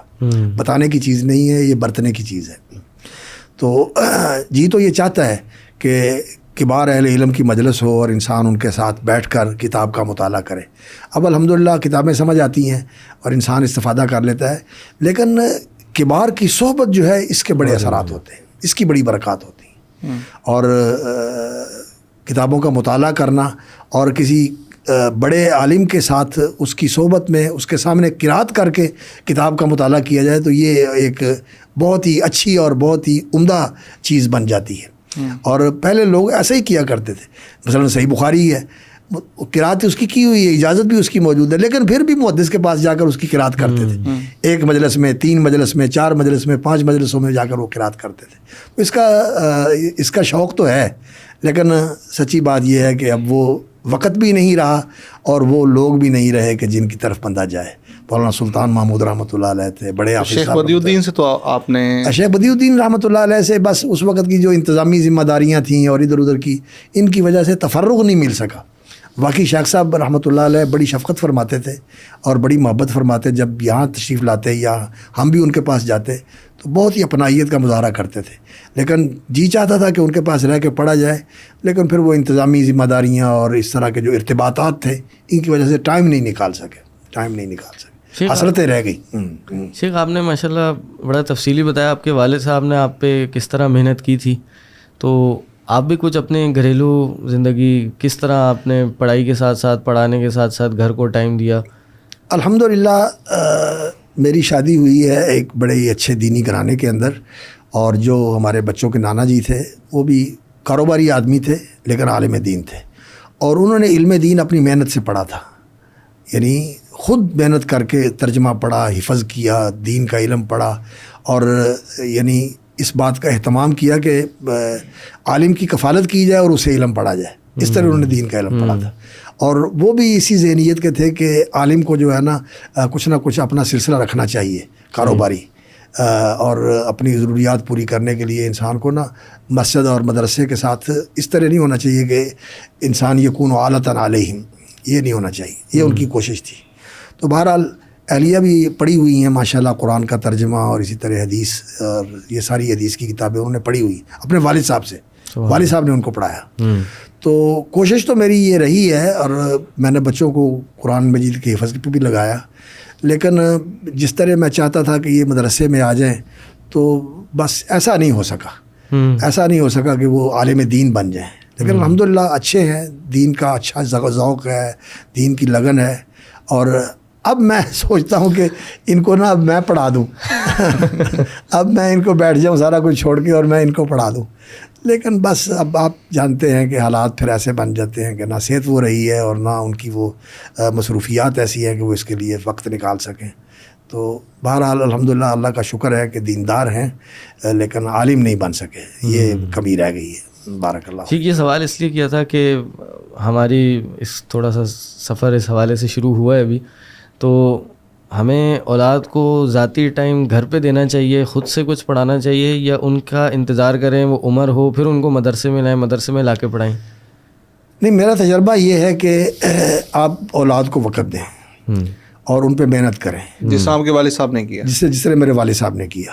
اور ہمارے بھائیوں میں اور ہمارے دوستوں میں اس وقت قاری ابراہیم صاحب ہیں, قاری صہیب صاحب ہیں اور قاری ابراہیم صاحب ہیں. ماشاءاللہ انہوں نے اپنے بچوں کو دین پہ لگایا ہے, اور ماشاءاللہ سارے ان کے بیٹے بیٹیاں سب جانشین بن گئے ہیں. ماشاءاللہ عالم ہیں, قاری ہیں, اور اسی راستے میں لگے ہوئے. تو قاری ابراہیم صاحب مجھے بتانے لگے, حافظ صاحب جب میٹرک کروا کے ان کو کہیں گے نا تو پھر نا 8:30 نہیں ہونا, صحیح بات, پھر یہ ہماری بات نہیں مانیں گے. اس لیے آپ نے اپنے بھائیوں کو تو پڑھایا ہے؟ ہاں الحمدللہ بھائی میرے جو ہے نا الحمدللہ ہم 6 بھائی ہیں, اور 6 بھائیوں میں میں بڑا ہوں, اور مجھ سے چھوٹے جو ہیں وہ ڈاکٹر ہیں, PhD GC یونیورسٹی سے وہ ریٹائرڈ ہوئے ہیں اور ابھی بھی وہیں پڑھا رہے ہیں لاہور میں. اور ان سے چھوٹے جو ہیں ان کا نام ذکری ہے؟ ان کا نام ہے محمود الحسن, ڈاکٹر محمود الحسن بزمی. اردو اور پنجابی کے شعبے کے وہ سربراہ بھی رہے اس یونیورسٹی میں, GC یونیورسٹی لاہور میں. اس سے چھوٹے ہیں حافظ داود صاحب, وہ قرآن کے حافظ ہیں, وہ اپنا بزنس وغیرہ جو ہمارا ہے وہ اس کو دیکھتے ہیں. کچھ لاہور میں ہے, کچھ ایک فلنگ اسٹیشن ہے, اور اس طرح کی کچھ جگہ ہیں وہ ان کو دیکھتے ہیں وہ. اور اس سے چھوٹے جو ہیں وہ ہمارے 3 بھائی ہیں, اور وہ تینوں ہی الحمدللہ عالم ہیں, اور تینوں ہی دین کی لائن میں ہیں. چوتھے نمبر پہ حافظ حمود الرحمان صاحب ہیں, وہ انگلینڈ میں ہوتے ہیں, مانچسٹر میں. انہوں نے بتایا تھا مجھے کہ میں نے آپ سے پڑھا ہے. جی بھائیوں کو پڑھانے کا موقع ملا. جامعہ صلیحیہ میں مجھ سے پڑھتے رہے, اور والد صاحب نے ویسے بھی کہا تھا کہ یہ کتاب بھائی جان سے پڑھ لو, تو وہ مجھ سے پڑھتے رہے. چھوٹے بھائیوں نے پڑھا ہے، حافظ محمود الرحمان صاحب نے، آج کل وہ PhD کر رہے ہیں باولپور یونیورسٹی سے. ایک بھائی آپ کے ام القرا کے پروفیسر بھی ہیں جی، اور ان سے چھوٹے حافظ زکریا صاحب ہیں، ان کو تو خیر میں نے بہت پڑھایا ہے. انہوں نے مجھ سے عربی پڑھی ہے، مجھ سے جو ہے نا حدیث بھی پڑھی ہے، تفسیر بھی پڑھی ہے، اور فقہ بھی پڑھی ہے، شرح وقائع وغیرہ میں نے ان کو پڑھائی ہے. وہ بھی انگلینڈ میں ہوتے ہیں، اور وہ ہرٹس فیلڈ میں ہوتے ہیں، دینی کام کر رہے ہیں. اور ان سے چھوٹے ہیں ڈاکٹر نعیم الرحمان صاحب، انہوں نے مجھ سے پڑھا بھی ہے، عربی زبان فارسی وغیرہ پڑھی. میں نے بھی فارسی والد صاحب سے پڑھی تھی، انہوں نے بھی مجھ سے پڑھی، اور کچھ عربی زبان بھی پڑھی ہے، اور کچھ دینیات بھی انہوں نے مجھ سے پڑھی ہے. اور پھر انہوں نے مکہ یونیورسٹی سے بھی پڑھا، اور پھر انہوں نے PhD کی ہے مانچسٹر سے معاشیات میں، اسلامی اقتصاد کے وہ پروفیسر ہیں ملقرہ یونیورسٹی میں، ملقرہ یونیورسٹی میں پروفیسر ہیں وہ. اور حرم میں بھی ٹائم دیتے ہیں. وہاں جو لوگ آتے ہیں نا اپنا فتاوا جو ہیں فتاوا کے لیے اور مسائل کے لیے، ان کی طرف رجوع کرتے ہیں. وہ وہاں ماشاءاللہ حرم میں کافی ٹائم دیتے ہیں وہ. اور ماشاءاللہ ان کے ائمہ کے ساتھ بھی بڑے اچھے تعلقات ہیں ان کے، ڈاکٹر نعیم الرحمان صاحب. تو خاندان الحمدللہ دینی ہے. اور ہمارے جو تھے چچا وہ بھی عالم دین تھے، مولانا محمد حسین کلیم رحمۃ اللہ علیہ، اور ان کے بیٹے بھی ماشاءاللہ عالم ہیں ان کی جگہ کے اوپر. اور اسی طرح ہمارے ماموں جو تھے وہ بھی عالم دین تھے دونوں، مولانا عبدالغفور صاحب اور مولانا عبد الرحمان صاحب. انہوں نے پورا علم پڑھا ہوا تھا. مولانا عبد الرحمان تو ادھر تھے، کیا نام ہے، وزیر آباد میں، وہاں انہوں نے 35-40 سال جو ہے نا دعوت کا کام کیا. حافظ عبد المنان وزیر آبادی رحمۃ اللہ علیہ کی مسجد میں، وہاں انہوں نے کام کیا، اور بہت اللہ تعالیٰ نے ان کے کام میں برکت ڈالی، بہت لوگوں کی اصلاح ہوئی وہاں. اور مولانا عبدالغفور عالم دین تھے، کچھ عرصہ مدارس میں پڑھاتے رہے، اور بعد میں پھر وہ اپنا ذمہ دارے میں لگ گئے، کاروبار اور ذمہ دارے میں لگ گئے، اور ان کا انتقال ہو گیا. تو ننیال کی طرف سے، اور اسی طرح جو ہے نا والد صاحب کے بھائی مولانا محمد حسین، تو علمی اور دینی خاندان ہے ہمارا. تو اب دعا یہ ہے کہ اللہ رب العزت، ہمارے والد صاحب کی بھی یہ دعا تھی اور ہماری بھی یہی دعا ہے کہ اللہ تعالیٰ یہ دین اور دین کا علم اور دین کا عمل اور دین کی پہچان یہ ہماری نسلوں میں قائم رکھے. آمین. اللہ تعالیٰ ہماری نسلوں کو دین کے اوپر قائم رکھے. اللہ رب العزت. صاحب آپ یہ ایک اصطلاح استعمال کر رہے ہیں، انہوں نے پورا علم پڑھا ہوا تھا، اس کو تھوڑی وضاحت کریں. پورا علم کتنا بنیادی طور پہ پڑھنا چاہیے؟ پورا علم پڑھنے کا ہماری جو اصطلاح ہے نا وہ یہ ہے کہ درس نظامی انسان نے پورا پڑھا ہو. جی، پورا علم پڑھا ہو، یعنی درس نظامی اس نے پورا مکمل کیا ہو. جو 8 سال کا اس وقت کا درس نظامی کا تعلیمی سلسلہ تھا، یہ جس نے مکمل کیا اس کو ہم کہتے ہیں کہ پورا علم پڑھا ہے. اور جزوی طور پر انسان نے کوئی 2 سال پڑھ لیا، 4 سال پڑھ لیا، 6 سال پڑھ لیا، تو اس کو ہم کہتے ہیں کہ ادھورا ہے. ویسے شیخ بنیادی طور پہ ہم کسی کو کہیں کہ یہ عالم دین ہے تو بنیادی طور پہ وہ کون سی کتب ہیں جس سے اس کو پڑھنا چاہیے یا گزرا ہوا ہونا چاہیے جس کو ہم کہیں کہ یہ عالم دین ہے؟ اگر بھلے کسی مدرسے سے اس نے نہیں پڑھا، مختلف علماء سے ٹائم لے کے اگر اس نے پڑھا ہے. دیکھیے دین جو ہے وہ ایک تو ایمان ہے. جی. تو ایمان اور عقیدے کے متعلق جو معلومات ہیں یہ انسان کے علم میں ہونی چاہیے. صحیح ہے. اور دوسرا دین کی بنیادی کتاب جو ہے وہ قرآن مجید ہے. قرآن مجید کا ترجمہ، اس کی تفسیر اور اس کے متعلقہ علوم، اصول تفسیر کے اور تاریخ القرآن کے، یہ علوم انسان کو پڑھے ہونا چاہیے. صحیح ہے. اور پھر قرآن کا بیان، اس کی عملی تفسیر جو ہے وہ حدیث ہے. صحیح ہے. تو حدیث کے متون، خاص طور پر یہ جو کتب ہیں، صحیحین ہیں، صحیح بخاری، صحیح مسلم، اور سنن ہے، سنن ابی داود ہے، جامع ترمذی ہے، سنن ابن ماجہ ہے، سنن نسائی ہے، اور سنن دارمی ہے. آج کل لوگ اس کی طرف توجہ نہیں کرتے. ہمارے والد صاحب رحمۃ اللہ علیہ، مجھے بھی انہوں نے مطالعہ کروایا، اور وہ خاص طور پر طلباء کو اس کے سنن دارمی کے مقدمہ کی تعلیم دیا کرتے تھے. کہتے تھے کہ یہ اہل سنت کا منہج ہے اور یہ علماء کے لیے بہت ضروری ہے کہ وہ اس کا مطالعہ کریں. ابن ماجہ کا مقدمہ، ابن ماجہ کا جو کتاب السنہ ہے شروع میں، اور اسی طرح جو ہے نا اس کا سنن دارمی کا، یہ کتابیں تو بہت ضروری ہیں کہ انسان ان کو اچھی طرح سمجھ کے پڑھے، اور اس کی عربی کی استعداد بھی اچھی ہونی چاہیے. اور جو علوم عالیہ ہیں، اعلیٰ کے علوم ہیں، اصول فقہ ہے، اور اسی طرح نحو اور صرف ہے، اسی طرح بلاغت ہے، ان کی بھی انسان کو ادراک ہونا چاہیے. پھر ہی آدمی صحیح استنباط بھی کر سکتا ہے اور دلائل کو صحیح سمجھ بھی سکتا ہے، اور جو مختلف مذاہب کے اندر اقوال ہوتے ہیں ان کا موازنہ اور مقابلہ کر کے صحیح اور غلط اور راجح اور مرجوح کی تمیز بھی کر سکتا ہے. اس کے بغیر یہ صلاحیت پیدا نہیں ہوتی.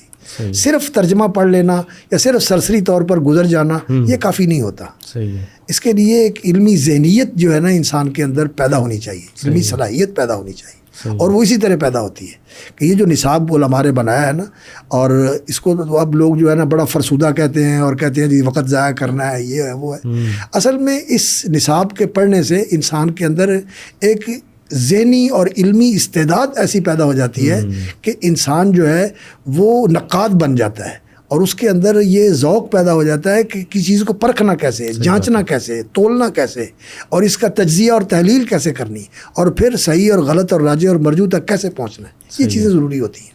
اچھا شیخ, آپ نے بھی ذکر کیا تھا کہ آپ کو مشورہ دیا تھا کہ الفوائد جو امام ابن قیم کی کتاب ہے وہ بالکل ایسے رکھیں, صبح شام اس کا مطالعہ کریں, اکثر زیر نظر رکھا کریں اس کو. جی. تو اس کے ساتھ ساتھ ایک طالب علم یا ایک جو استاد ہے وہ اپنی ذاتی اصلاح کے لیے اور تزکیہ تربیہ کے لیے کون سی 2-4 ایسی کتابیں ہیں جو اپنے مطالعے میں رکھے کہ تزکیہ نفس بھی ہوتا رہے اور ایمان کی. اور ہمارے استاد شیخ عبد المحسن العباد حافظہ اللہ آج کل تو ماشاءاللہ کمزور ہو گئے ہیں, اللہ عافیت کے ساتھ ان کا سایہ عاطفت سلامت رکھے. انہوں نے کہا تھا کہ ایک تو زاد المعاد ہے جو طالب علم کے لیے ہر وقت اس کے ساتھ ہونی چاہیے, حافظ ابن قیم رحمۃ اللہ علیہ کی. اور ہمارے والد صاحب رحمۃ اللہ علیہ کہا کرتے تھے کہ الوابل السیب اور طریق الہجرتین, یہ 2 کتابیں جو ہیں نا انسان کو بہت پڑھنی چاہیے. الوابل السیب اس میں ذکر اور تعلق باللہ کی بہت قیمتی چیزیں ہیں, اور طریق الہجرتین جو ہے یہ ہجرت الی اللہ اور ہجرت الی رسول اللہ, یہ انسان کو زندگی کے اندر اللہ کی طرف ہجرت کرنی چاہیے. ہر چیزوں سے لا تعلق ہو کل وتبتل الیہ تبتیلا, اللہ کی طرف رجوع ہو جاؤ, اللہ کے ساتھ جڑنے کی کوشش کرو. اور جتنے قائد ہیں, جتنے زعماء ہیں, جتنے لیڈر رہنما ہیں, ان سے انسان کو مستغنی ہو کر نبی صلی اللہ علیہ وسلم کے ساتھ جڑنے کی کوشش کرنی چاہیے. طریق الحجرتین و باب السعادتین, اس کتاب کا وہ کہا کرتے تھے کہ یہ پڑھنی چاہیے. اور اپنی اصلاح کے لیے الجواب الکافی لمن سأل الدواء الشافی ابن قیم رحمۃ اللہ علیہ, اردو میں ترجمہ بھی ہے اس کا. یہ کتابیں یہ میں سمجھتا ہوں کہ بہت ضروری کتابیں ہیں. اور باقی عمومی طور پر امام ابن قیم رحمۃ اللہ علیہ کی پھر جب اللہ رب العزت نے توفیق عطا فرمائی تو جو ان کا مجموع الفتاویٰ ہے اس کے اندر جو ہے نا وہ سلوک اور تصوف کی 2 جلدیں ہیں, میرا خیال ہے 9-10 نمبر کی 2 جلدیں ہیں. تو انسان ان کا مطالعہ کر لے, ان میں اعمال قلب التحفۃ العراقیہ فی الاعمال القلبیہ, اور اسی طرح جو ہے نا زہد اور رقائق کے ابواب, بہت اس میں علم ہے. اور اس سے بھی زیادہ جو ہے نا بہتر ہے کہ انسان ان کتابوں کی طرف رجوع کرے جو اس سے پہلے کی ہیں. کتاب الزہد ہے امام احمد کی, کتاب الزہد ہے ابن مبارک کی, کتاب الزہد ہے امام وقی کی. اس طرح کی جو کتابیں ہیں, حناد ابن سری کی بھی ہے, اس طرح کی جو کتابیں ہیں ان کا مطالعہ کرے. اور والد صاحب رحمۃ اللہ علیہ فرمایا کرتے تھے کہ ان کے استادوں نے بھی ان سے کہا تھا, اور ہمیں بھی وہ اس کی تلقین کیا کرتے تھے کہ صحابہ اور سلف کے علماء کی زندگیوں کا مطالعہ کرنا چاہیے, اور کوشش یہ کرنی چاہیے کہ سیرت النبی کا مطالعہ کیا جائے, سیر صحابہ کا مطالعہ کیا جائے, اور علماء اور زہاد ان کی زندگیوں کا مطالعہ کیا جائے. مجھے کہا کرتے تھے کہ صفت الصفوہ اور تذکرۃ الحفاظ یہ پڑھتے رہا کرو. صحیح ہے. یہ مجھے, اور ان کے مطالعہ میں اکثر یہی رہتے تھے. صفت الصفوہ تو ان کے بیگ میں ہوتی تھی, سفر میں بھی جاتے تھے تو ان کے ساتھ ہوتی تھی. تو یہ کتابیں اپنی اصلاح کے لیے اور اپنی تربیت صاحب آپ فرما رہے ہیں کہ تصوف, آپ نے ابھی جو فرمایا ابن تیمیہ کی جو ایک جلد ہے تصوف, تو یہ کوئی بہت بعد میں آنے والا نام نہیں ہے تصوف, یعنی کہ اس کے بارے میں ہم نام تو نیا ہے, نام تو یہ بعد میں معروف ہوا ہے اور مشہور ہوا ہے, لیکن اور پھر اس کے اندر نام بھی نیا ہے, اور بعد میں اس کے اندر بہت ساری چیزیں ایسی شامل کر دی گئی ہیں غیر شعوری طور پر یا شعوری طور پر, جو دین کے اندر اضافے اور تعریف کے زمرے میں آتی ہیں. لیکن جو اس کا اصل مقصد ہے اور وہ ہے تزکیہ اور احسان. تزکیہ یعنی تزکیۃ القلوب اور تزکیۃ النفوس, یہ تزکیہ اور احسان, انسان کا احسانی نسبت حاصل کر لینا, احسانی کیفیت حاصل کر لینا. ان تعبد اللہ کأنک تراہ فإن لم تکن تراہ فإنہ یراک, یہ دین کا حاصل ہے. اور اس زہد و رقائق اور تصوف و سلوک کا اصل مقصد یہی ہے کہ انسان کا تزکیہ ہو جائے اور انسان کو احسانی کیفیت حاصل ہو جائے. تو اس کیفیت کو حاصل کرنے کے لیے ایک طریقہ ہے سلف کا، صحابہ کا، تابعین کا، قرآن اور حدیث کی تلاوت، ان کی زندگیوں کا مطالعہ اور نیک لوگوں کی صحبت، ان کے ساتھ بیٹھنا، ایک یہ طریقہ ہے۔ اور ایک اس کا طریقہ ہے کچھ ریاضتیں ہیں، کچھ اوراد ہیں، کچھ وظائف ہیں، کچھ معاملات ہیں، یہ بدعات کا معاملہ ہے۔ اور یہ بدعات کے ساتھ جب آدمی یہ سلسلہ حاصل کرنے کا یہ مقصد حاصل کرنے کی کوشش کرتا ہے تو شاید مقصد مل بھی جاتا ہو، لیکن اکثر لوگوں کو دیکھا ہے کہ بھٹک جاتے ہیں یا ایسی غیر مقصود چیزوں کو مقصود بنا کے بیٹھ جاتے ہیں۔ شیخ بس آخر میں آپ کا جو آج کل آپ کی مصروفیت ہے مرکز تربیہ میں، اس حوالے سے پوچھنا تھا، کون سے مضامین آپ وہاں پڑھاتے ہیں؟ اور مرکز تربیہ کا جو قیام عمل میں آیا تو میں نے یہ سنا تھا کہ آپ اور حافظ شریف صاحب جامعہ ابی بکر میں کچھ اس طرح کی سوچ تھی آپ دونوں کی کہ ایک ایسا ادارہ ہونا چاہیے جہاں پر تعلیم کے ساتھ ساتھ تربیت بھی ہو۔ جی، تو ان کے یہ مرکز تربیہ کا جو ابتدا ہے یہ وہاں آپ دونوں نے ایک جی ہم نے یہ محسوس کیا جامعہ میں رہتے ہوئے کہ ہمارا جو علمی حلقہ ہے بالخصوص اہل حدیث کا، جی اس میں دن بدن کمزوری آ رہی ہے۔ وہ جو فنی اور گہری اور ذرا کوئی مشکل قسم کی علمی کتابیں ہیں، یہ پڑھنے پڑھانے اور سمجھنے کی صلاحیت طلباء میں گھٹتی جا رہی ہے، مفقود ہوتی جا رہی ہے۔ شیخ یہ کتنے سال پہلے تھا؟ یہ اسی دور کی بات ہے، 86 87 88 کی، جب ہم یہاں ہوتے تھے اور جامعہ ابی بکر کے اندر ماشاءاللہ اس کا مرکز اللغہ کا نصاب بنایا، المعہد الثانوی کا نصاب بھی متعین کیا، اور پھر اس کو معادلے کے لیے بھی تیار کیا اور اس کا معادلہ بھی کروایا۔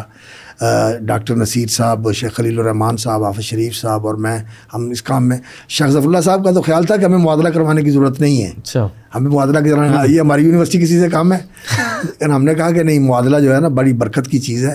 تو الحمدللہ اللہ تعالیٰ غریق رحمت کرے ظفر اللہ صاحب کو بھی اور شیخ صالح الحسین رحمۃ اللہ علیہ کو بھی، تو انہوں نے سرپرستی کی۔ اور میں نے جب وہ پورا ریکارڈ تیار کر کے بھیجا اور شیخ صالح الحسین کو بتایا کہ آپ کو میں بھیج رہا ہوں اور آپ نے وہاں جا کے پیش کرنا ہے، تو بعد میں ان کا خاتہ ہے، کہنے لگا بڑا لپیٹا ہوا تھا، آپ نے اس کو بہت زیادہ محفوظ کر کے اور بڑا سیکرٹ بنا کے بھیجا ہوا تھا۔ ہم نے کہا چونکہ ضروری تھا کہ وہ آپ تک پہنچے، اور تو الحمدللہ اللہ نے اس کا معادلہ کروا دیا، اور کلیہ میں بھی پڑھاتے رہے، اور نصاب کے اندر بھی کچھ پہلے بھی نصاب تھا، کچھ ہم نے بھی اس میں تبدیلیاں کی، تو اس کا معیار بھی ہم نے اچھا بنانے کی کوشش کی۔ لیکن معیار نصابی طور پر آپ جتنا بھی اچھا کر لیں، اگر استاد مضبوط نہیں ہے تو آپ کام نہیں کر سکتے۔ استاد کا مضبوط ہونا بہت ضروری ہے، اور استادوں میں کمی آ رہی تھی۔ تو حافظ صاحب تو ماشاءاللہ بہت ہی مضبوط ہیں علمی اعتبار سے، فنون کی کتابیں، اصول کی کتابیں، اور قرآن اور حدیث اور عقیدہ، یہ سب ماشاءاللہ بہت پختہ اور بہت چوٹی کے علماء میں ان کا شمار ہوتا ہے، اور بہت بڑا سرمایہ ہے حافظ شریف صاحب، حافظ شریف صاحب وہ تو ماشاءاللہ ایسے ہیں۔ تو پھر کچھ ہمارے اساتذہ تھے جامعہ اسلامیہ کے، شیخ علی سلطان رحمۃ اللہ علیہ، اور اس طرح اور کچھ دیگر اساتذہ تھے، تو انہوں نے یہ کہا کہ آپ لوگ ایسا کریں کہ ایک ایسا ادارہ بنائیں جو جامع قسم کا ہو، جس میں یہ اسلامی علوم جو ہیں، توحید اور فقہ اور قرآن اور حدیث اور فقہ الحدیث اور منہج اہل حدیث، یہ چیزیں نا جامع کر کے پڑھائی جائیں، اور جو طلباء پڑھتے ہیں مدارس کے اندر ان کی تجدید کروا دیں، نحو کی تجدید کروا دیں، صرف کی تجدید کروا دیں، اس طرح بلاغہ وغیرہ جو ہے نا ان علوم کی تجدید کروا دیں۔ تو اس طرح کا ایک معہد آپ تیار کریں۔ تو ان کی تجویز تھی اور ہماری بھی یہ فکر تھی۔ تو پھر مدینہ اپنا حافظ صاحب اور میں جب فیصل آباد میں اکٹھے ہو گئے تو 90 91 کے بعد، تو پھر حافظ صاحب نے تو پہلے تدریس شروع کی، جامعہ میں بھی پڑھاتے تھے، اور خصوصی طور پر جامعہ سے فارغ ہونے کے بعد جو طلباء یعنی جامعہ کی تعلیم کے بعد حافظ صاحب کے پاس آ کے مغرب اور عشاء کے وقت پڑھا کرتے تھے، اور پھر کچھ ساتھی عرب کے اللہ رب العزت نے ساتھ ملا دیے۔ تو الحمدللہ یہ فکرہ تھا، سوچ تھی اور یہ فکر تھا، تو اللہ رب العزت نے اس کو عملی شکل میں پھر حافظ صاحب کے ہاتھوں جو ہے نا اللہ رب نے اس کی تاسیس کروائی، اور میں تو ان کے ساتھ ہوں۔ اصل تو حافظ صاحب ہی ہیں، اصل تو حافظ صاحب ہی ہیں، ماشاءاللہ ان کا وجود بڑا مبارک وجود ہے، اور انتظام، تدریس اور تعلیم، اور یہ ہماری سعادت ہے کہ اس میں ہمارے ساتھ مولانا ارشاد الحق حفظہ اللہ تعالیٰ وہ بھی موجود ہیں۔ ان کی ماشاءاللہ سوچ بھی ہے، اور ان کی تعلیم اور تربیت بھی ہے، اور ان کی ماشاءاللہ مشارکت ہے، اور بڑی فعال مشارکت ہے ان کی، اور میں تو بس ایسے ہی ہوں کہ ان کے ساتھ ہوں. وہ بعض اوقات جو ہوتے ہیں نا وہ پاسنگ ہوتا ہے, تو تکڑی کے ساتھ نا وہ ذرا اس کا وزن جو ہے نا اس کا توازن رکھنے کے لیے وہ پاسنگ کے طور پر کسی چیز کو شامل کیا. تو میں تو پاسنگ ہوں ان کے ساتھ, اصل تو یہی ہے ماشاءاللہ. تو وہاں جو ہے میرا اصل تو موضوع اصول تفسیر اور تفسیر ہوتا ہے, لیکن کوشش میری یہ ہوتی ہے کہ میں قرآن کی تفسیر میں نا عقیدہ, منہج, حاضر العالم اور جو بھی اس وقت کی ہماری ضرورتیں ہیں فکری اعتبار سے, میں ان چیزوں کو نا لے کر قرآن اور حدیث کی شکل میں نا میں بچوں کے منتقل کرنے کی کوشش کرتا رہتا ہوں. پڑھا ہوا ہے اپنا سرور صاحب نے, یہ ان کو اندازہ ہے. میں کوئی اس طرح کا جو ہے نا متقید قسم کا, یعنی جو منہج کی اور نصاب کی پابندی کرنے والا ہو, اس طرح کا استاد نہیں ہوں. میرا کچھ حساب اس طرح کا ہے کہ جس چیز کی ضرورت محسوس کی اور جہاں کوئی مناسبت آ گئی اس کے اوپر جو ہے نا وہ گفتگو کر دی. آخر میں شیخ بس کچھ نصیحت آپ ہم جیسے طالب علموں کو اگر کر دیں. ویسے تو پوری ماشاءاللہ آپ کی گفتگو ہی نصیحتوں سے بھری ہوئی تھی, مزید آخر میں آخری کلمات کے حوالے سے. ماشاءاللہ آپ جو کام کر رہے ہیں یہ بڑا ہی مبارک کام ہے. انسانیت کی اصلاح و ہدایت کے لیے اور دین کی طرف انہیں بلانے کے لیے اور دین سے جوڑنے کے لیے اور وہ راہ عمل ان کے سامنے واضح کرنے کے لیے جس سے یہ دنیا بھی اچھی ہو جائے اور انسان کی آخرت بھی بہتر ہو جائے. اور اس کا راستہ یہی ہے کہ دینی علم کو آسان کر کے جیسے بھی ہو سکتا ہے لوگوں تک پہنچایا جائے, اور یہ صحیح علم ہونا چاہیے. ہمارے علم کے اندر, دینی علوم کے اندر بہت ساری چیزیں ایسی شامل کر دی گئی ہیں جو دین نہیں ہے. لوگوں کی فکر ہے, لوگوں کی سوچ ہے, لوگوں کے فلسفے ہیں, لوگوں کی آراء ہیں. ان کو چھانٹ کے الگ کرنا چاہیے, اس لیے کہ دین جو ہے یہ منزل من اللہ ہے. دین منزل من اللہ ہے.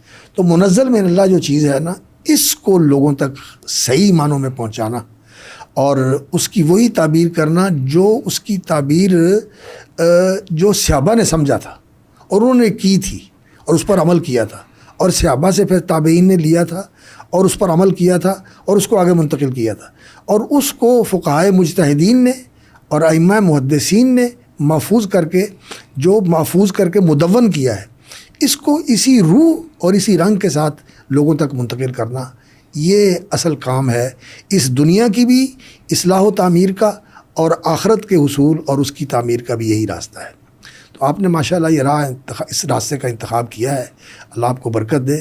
ایک تو اہل علم کی سرپرستی بہت ضروری ہے, کبار اہل علم کے ساتھ مرتبط رہیں, ان سے رہنمائی لیتے رہیں, اور جو کچھ کرتے ہیں ان کو بتاتے رہیں, دکھاتے رہیں, پوچھتے رہیں, تاکہ وہ برابر رہنمائی کرتے رہیں. اور الحمدللہ اس وقت اللہ نے بڑی آسانی فرما دی ہے. عرب کے علماء اہل حدیث فکر کے علماء, ان کا بڑا کام ہے. فتاویٰ کے اندر بھی, منہجی امور کے اندر بھی بڑی اچھی رہنمائی ان کی موجود ہے. تو عربی کی صلاحیت انسان کی اچھی ہو, انسان ان سے استفادہ کر سکتا ہے. تو اس کی روشنی میں یہ چیزیں جو ہے نا لوگوں تک پہنچانی چاہیے. اور الحمدللہ آپ جو لوگ کام کر رہے ہیں اس کے اثرات ہیں الحمدللہ لوگوں کے اندر. دین کی طرف رجوع اور دین کی طرف اقبال الحمدللہ دیکھنے میں آ رہا ہے. اور لوگوں کو اس بات کے اوپر لگانا چاہیے کہ دین کا علم حاصل کریں. دین کا طلب العلم فریضۃ, جو سنن ابن ماجہ کی روایت ہے اور شیخ البانی نے کہا کہ صحیح ہے. تو جس علم کا حاصل کرنا ضروری ہے وہ علم دین ہے, جس کے ساتھ انسان عبادت کی ذمہ داری پوری کر سکے. اور وہ معاملات جو ہماری زندگی کے ساتھ تعلق رکھتے ہیں, معاشرت ہے اور انسان کے تجارتی معاملات ہیں, یا صنعت اور انڈسٹری کے معاملات ہیں, یا حکومت و ریاست کے معاملات ہیں, یا دنیا کے امور کو سر انجام دینے اور چلانے کے معاملات ہیں, ان سب کے لیے جو اسلام کے اصول ہیں, حلال کیا ہے اور حرام کیا ہے. حلال کا دائرہ بڑا وسیع ہے, حرام بھی متعین کیا ہوا ہے. یہ لوگوں کو بتانا کہ یہ حرام ہے, اس کی طرف نہیں جانا, حلال کے دائرے میں آپ نے رہنا ہے. اور وہ روح اور جذبہ لوگوں کے اندر پیدا کرنا کہ انسان کا مقصد زندگی کے اندر یہ ہونا چاہیے کہ میں اصلاح کروں, میرا کام فساد والا نہیں ہونا چاہیے، افساد والا اور مفسد والا کردار مجھے نہیں ادا کرنا چاہیے، مجھے اصلاح والا اور مصلح والا کردار ادا کرنا چاہیے. میرا کام اصلاحی ہو، تعمیری ہو، انسانیت کے لیے، دین کے لیے، اور سب سے بڑھ کر کہ ایسا کام ہو جس سے آخرت کا نقصان نہ ہو. دنیا اچھی ہو جائے لیکن میری آخرت نہ بگڑ جائے. دنیا اچھی ہو جائے لیکن اس سے پہلے دنیا کی اچھائی سے پہلے آخرت کی اچھائی ہے، میری آخرت بچ جائے، میری آخرت اچھی ہو جائے.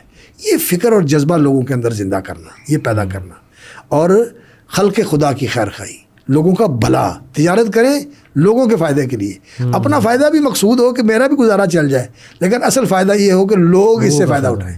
یہ ہے الدین النصیحہ، نبی صلی اللہ علیہ وسلم نے فرمایا. تو یہ لوگوں کے اندر شعور پیدا کرنا، یہ جذبہ لوگوں کے اندر اجاگر کرنا، اور یہ روح لوگوں کے اندر بیدار کرنا، اور یہ شعور لوگوں کے اندر اجاگر کرنا کہ لوگ جو ہے وہ حلال و حرام کی تمیز رکھیں، اور پھر حلال کے اوپر قناعت کریں اور اکتفا کریں، اور حرام سے بچیں، اور عبادت کی روح جو ہے یہ لوگوں کے اندر بیدار ہو جائے. لوگ تعبد والی زندگی، عبودیت والی زندگی لوگ گزاریں. وہ کیا ہے کہ ان تعبد اللہ کا انک تراہ، اللہ کے ساتھ ایسا تعلق کہ ہر وقت اس کا دھیان ہو. اور یہ بات نہیں ہے تو یہ تو یقینی بات ہے کہ انسان کہیں بھی بیٹھا ہو، کسی حال میں بھی ہو، تو اللہ فإنہ یراک، اللہ کے سامنے ہے انسان. الذی یراک حین تقوم وتقلبک فی الساجدین. اور جہاں بھی ہو انسان اللہ کے ساتھ ہے. وہ عرش پر ہونے کے ساتھ انسان کے ساتھ ہے، جیسے کہ اس کی عظمت کے شان یا نشان ہے. تو یہ شعور لوگوں کے اندر پیدا کرنا، یہ اصل چیز ہے، اور یہ دین ہے، اور یہ دین ہے، اور یہی تصوف ہے، اور یہی تزکیہ ہے، اور یہی احسان ہے. اس کی کوشش کرنی چاہیے. تو آپ کر رہے ہیں، اللہ رب العزت اس کو مبارک کرے اور قبول فرمائے. اللہ رب العزت آپ کو بہت زیادہ برکت اور ترقی عطا فرمائے، اور اللہ تعالیٰ آپ کی ان کوششوں کو بارآور فرمائے، نتیجہ خیز بنائے امت کی اصلاح کے لیے، دین کی طرف رجوع کے لیے. اور جب تک یہ امت دین کی طرف رجوع نہیں نہ ہوتی اور دین کو اپنی اولین ترجیح نہیں بناتی، اس امت کے حالات نہیں بدل سکتے. دنیا داری اس امت کا امتیاز نہیں ہے. دنیا داری تو ساری امتیں کرتی رہی ہیں. اس امت کا کام یہ ہے کہ اس نے دین کی شہادت دینی ہے، قول کے ساتھ بھی اور عمل کے ساتھ بھی. لتکونوا شہداء علی الناس ویکون الرسول علیکم شہیدا.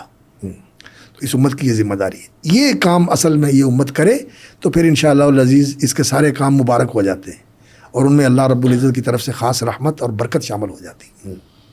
جزاک اللہ شیخ، بارک اللہ فیکم. شیخ آپ نے مزید کوئی چیز؟ جزاک اللہ خیر. بس جس طرح آپ نے ابھی فرمایا کہ صرف یہ ادارہ نہیں، ہر کسی ادارے کے لیے اہل علم کی سرپرستی اور ان کی مشاورت ضروری ہے. جی تو انشاءاللہ آئندہ مستقبل میں امید ہے کہ ہماری اس ادارے کی سرپرستی جو ہے وہ جس طرح شیخ عبدالناصر صاحب فرما رہے ہیں تو شیخ صاحب بھی فرمائیں گے، حافظ شریف صاحب بھی فرمائیں گے. جی بالکل. اور گاہے بگاہے ان سے نشستیں بھی ہوتی رہیں اور نصیحتیں بھی لیتے رہیں، طلباء کے لیے بھی، سب کے لیے بھی، تاکہ سب کا فائدہ. آج تو شیخ صاحب کا تعارف ہو گیا، تعارفی مجلس ہو گئی، ساتھ میں نصیحتیں. آئندہ خواہش ہے کہ کسی خاص موضوع پر کوئی گفتگو. حافظ شریف صاحب سے بھی، کیونکہ مرکز تربیہ میں وہ بھی ساتھ ہیں حافظ صاحب کے ساتھ، ان سے بھی نشست ہو، ایک ان کے ساتھ بھی بیٹھا جائے، ان سے بھی نصیحتیں لی جائیں انشاءاللہ. جزاک اللہ خیر، بارک اللہ فیک. ہمارے اللہ قبول فرمائے یہ جو ہمارا بیٹھنا ہے، اللہ رب العزت اسے ہمارے لیے بھی نافع بنائے، اور ناظرین اور سامعین کے لیے بھی اللہ رب العزت اسے نافع بنائے. اور اگر کوئی ایسی چیز ہے جو اللہ رب العزت کی ناراضگی کا باعث بننے والی ہے تو اللہ تعالیٰ اس کے شر سے ہم سب کو محفوظ رکھے. بارک اللہ. سبحانک اللہم و بحمدک اشہد ان لا الہ الا انت استغفرک و اتوب الیک.